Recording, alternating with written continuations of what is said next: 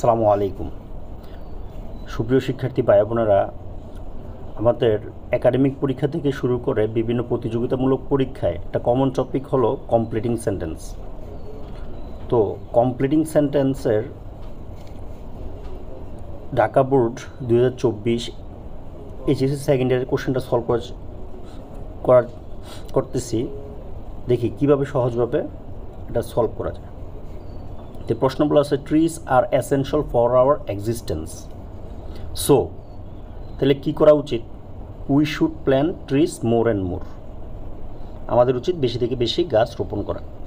এইভাবে এটা সলভ করলেই হবে, এটা কোনো নিয়ম, ফিক্সড নিয়ম নেই। নেক্সট কোশ্চেন, তাহলে আমরা প্রথমটা সলভ করলাম। Next question, the rats are now thinking who will tie the bell on cat. হ্যাঁ, ইঁদুর কী করতেছে? ভাবতেছে, হ্যাঁ, বেল মানে ঘন্টা বাঁধবে ক্যাটকে। কে এটা, কে করবে এই ঘন্টাটা বাঁধবে কে? ফাইনালি দে রিয়েলাইজ ইট, হ্যাঁ, it is easy to say. আমাদের একটা কথা ছিল, বলা সহজ কিন্তু করা কঠিন, তাহলে বাট ডিফিকাল্ট টু ডু। তাহলে এটা সলভ হয়ে গেল। Next question, wait until. আমরা সাধারণত বলি এখানে ওয়েট করো আনটিল আই কাম ব্যাক, আমি ফিরে আসা পর্যন্ত। এটা হলো অ্যান্সার, কিন্তু পরে বলা আছে you should not go out alone, তোমার বাইরে একা যাওয়া উচিত না। যাক, এটার অ্যান্সার হবে আই কাম ব্যাক। তাহলে 6 সলভ হলো। D number, love is divine. ভালোবাসা স্বর্গীয়। You cannot find others to love you unless, যদি না, আচ্ছা, তুমি অন্যদের তোমাকে ভালোবাসতে পাবে না, হ্যাঁ, মানে তারা ভালোবাসবে না আনলেস, যদি না কী করো তুমি? ইউ লাভ দেম, তুমি তাদেরকে ভালোবাসো।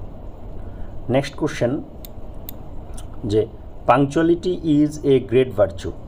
সো ট্রাই, চেষ্টা করো। কী হওয়ার চেষ্টা করতে হবে?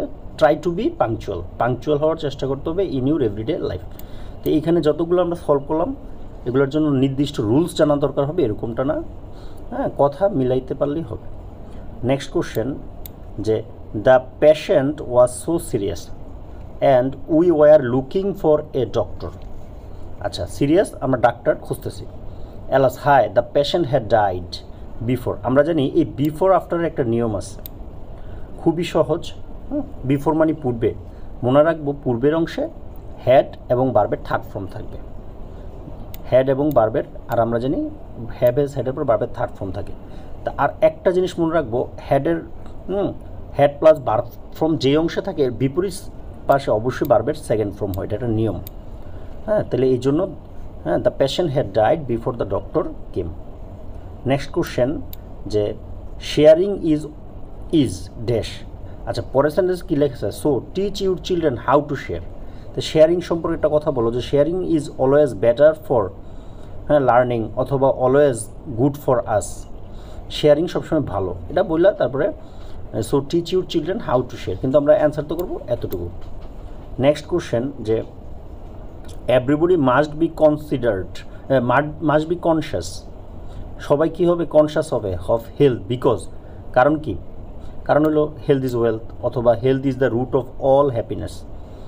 হ্যাঁ, সকল সুখের রুট মানে কি? মূল, RTT রুট। এটাই সহজ, হেলথ ইজ ওয়েলথ, এটা বলা সহজ। Next question, the train will start at 10 AM। 10টা বাজে ট্রেন ছাড়বে। Now it is 9:55 AM। So walk first least. আর আমরা জানি লেস থাকলে যাই করি না কেন একটা অতিরিক্ত শুড অথবা আমাদের মাইট আনতে হবে, এটা নিয়ম। তা আমরা শুড আনলে, আর আমরা মনে রাখতে পারি লেস থাকলে শুড আসে। তো walk first lest, you should miss the train. Next question, corruption is the hindrance to national development. হ্যাঁ, তো দুর্নীতি তো বাধা। It is high time. তো ইট ইজ টাইম বা হাই টাইমের দুইটা নিয়ম ফলো করে, এটার ক্ষেত্রে দুইটা নিয়ম ফলো হয়। যে টু আসলে আমরা জানি টু এর পরে কিন্তু ভার্বের প্রেজেন্ট ফর্ম হয়, আর যখন সাবজেক্ট এসে পড়বে টু এর জায়গায় যদি সাবজেক্ট আনি, তাহলে তখন প্রেজেন্ট ফর্ম না, তাহলে পাস্ট ফর্ম। সহজভাবে বললে টু প্রেজেন্ট ফর্ম নেয়, সাবজেক্ট পাস্ট ফর্ম নেয়। তা এখানে ওনারা কীভাবে অ্যান্সার করছে?